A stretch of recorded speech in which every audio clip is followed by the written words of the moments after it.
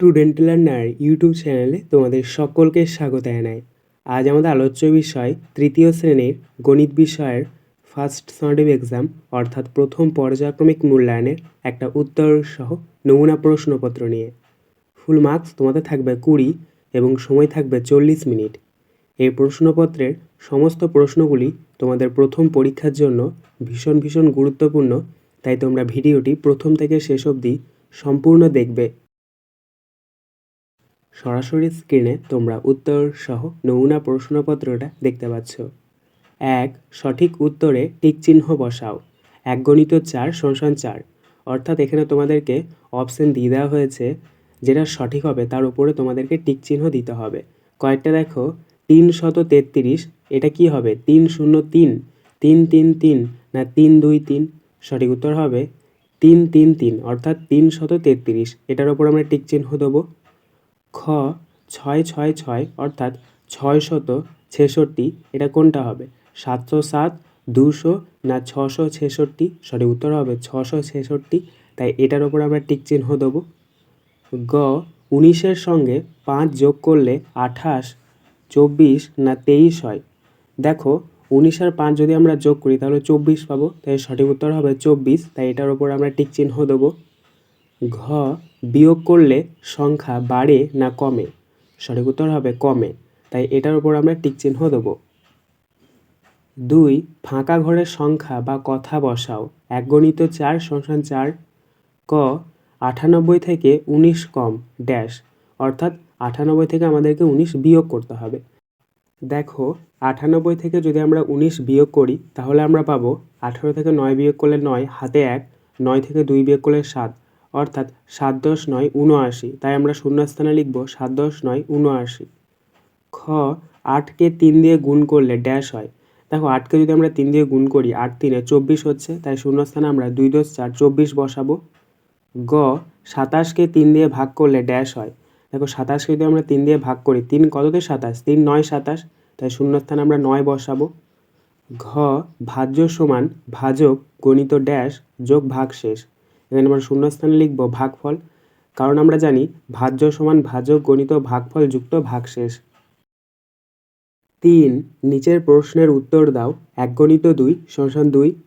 ক কথায় লেখো 4 4 9, অর্থাৎ 449, এটা আমরা কথায় লিখব। চয়াকার 4, তালবেশ শত, দীর্ঘ দন্তন্য প, পিটপালিয় চয়াকার তালবেশ 449। ক্ষয়টা দেখো, সংখ্যায় লেখো 899, এটা আমরা সংখ্যায় লিখব 8 9 9। 4. ফাঁকা ঘরে গ্রেটার দ্যান অথবা লেস দ্যান চিহ্ন বসাও। 1 × 2 = 2, অর্থাৎ তোমাদেরকে দুটো করে সংখ্যা দিয়ে দেওয়া হয়েছে, মাঝখানে একটা বক্স রয়েছে। যদি বড় থেকে ছোট হয় তাহলে তোমরা গ্রেটার দ্যান চিহ্ন বসাবে এবং ছোট থেকে বড় হলে লেস দ্যান চিহ্ন বসাবে। কয়েকটা দেখো, 342, তারপর একটা বক্স, তারপরে 321। এখানে 342টা বড় এবং 321টা ছোট, বড় থেকে ছোট রয়েছে, তাই বক্সের মধ্যে আমরা গ্রেটার দ্যান চিহ্ন বসাবো। কয়েকটা দেখো, 465, তারপর একটা বক্স, তারপরে 478। এখানে 465টা ছোট এবং 478টা বড়, অর্থাৎ ছোট থেকে বড় রয়েছে, তাই বক্সের মধ্যে আমরা লেস দ্যান চিহ্ন বসাবো। 5. যোগ ও বিয়োগ করো। 1 × 2 = 2। ক 583 যোগ 408, এটাকে আমাদেরকে যোগ করতে হবে। তো আমরা ডান দিক থেকে যোগ করব। দেখো, ডান দিকে রয়েছে 3 আর 8, 3 আর 8 যোগ করলে হচ্ছে 11, 11 আর 1 হাতে 1, 8 0 আর 1 যোগ করলে হচ্ছে 9, তাহলে 9 বসাবো। আর 5 আর 4 যোগ করলে হচ্ছে 9, তাহলে 9 বসাবো।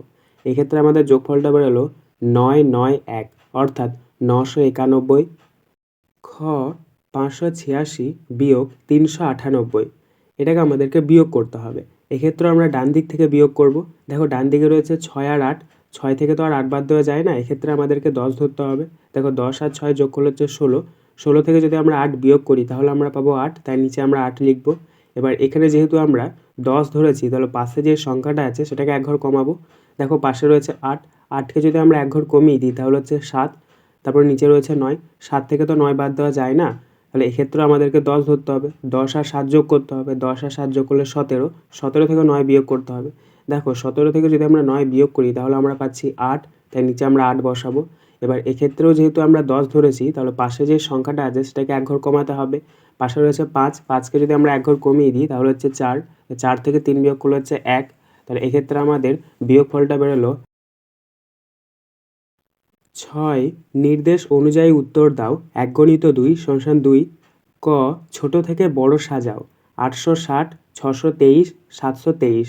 এই সংখ্যাগুলিকে তোমাদেরকে ছোট থেকে বড় সাজাতে হবে।